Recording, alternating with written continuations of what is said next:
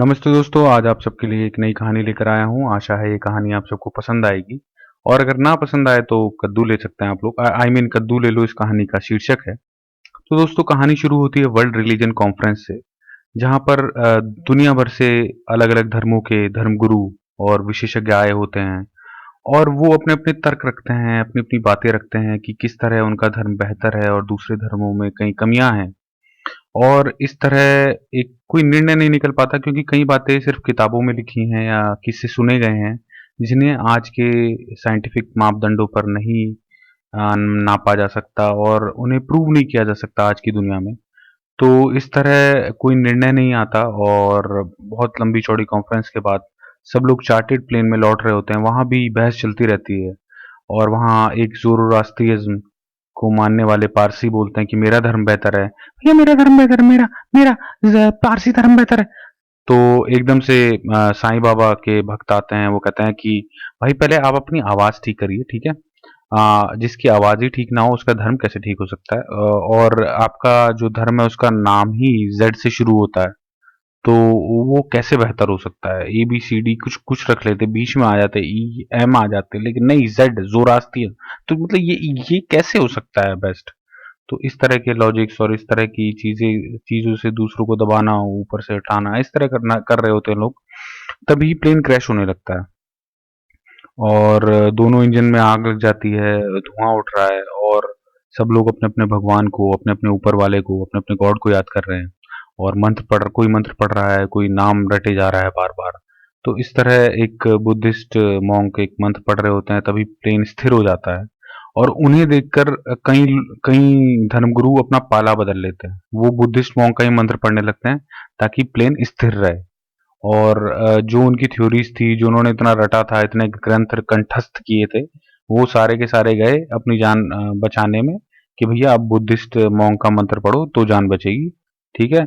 बाकी अपने अपनी थ्योरीज तो बाद में प्रूव करते रहेंगे हम। और यहाँ कौन सा कैमरा लगा है जो कोई कहेगा कि कोई क्लेम करे कि भाई ये हमारे धर्म को मान रहे थे, तो हम कहेंगे ये तो पूरी बकवास है और ये वो है ना।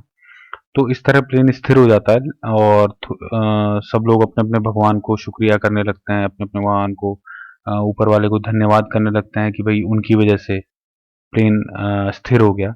लेकिन फिर से वही बहस शुरू हो जाती है कि मेरे भगवान ने हमें बचाया है, ना कि तुम्हारे भगवान ने, या मेरे ऊपर वाले ने इस प्लेन को शक्ति दी है, ना कि तुम्हारे ऊपर वाले ने। तो जो अंत इस बहस का था ही नहीं, वो फिर से शुरू हो जाती है अंतहीन बहस। और मुझे लगता है भगवान को ही गुस्सा आ जाता है, ऊपर वाले को गुस्सा आ जाता है कि इस बहस को देख कर, और प्लेन फिर से क्रैश होने लगता है। और प्लेन क्रैश होके क्रैश लैंडिंग हो जाती है, उसमें कोई ब्लास्ट नहीं होता। और सब लोग फिर से अपने भगवान को शुक्रिया करने लगते हैं। सब लोग कहते हैं देखा, मेरे साईं बाबा ने बचाया। कोई कहता है देखा, ये वाहिगुरु की कृपा है। देखा, ये श्री राम की कृपा है। देखा, अल्लाह ने हमें बचाया। देखा, जीसस ने हमें बचाया।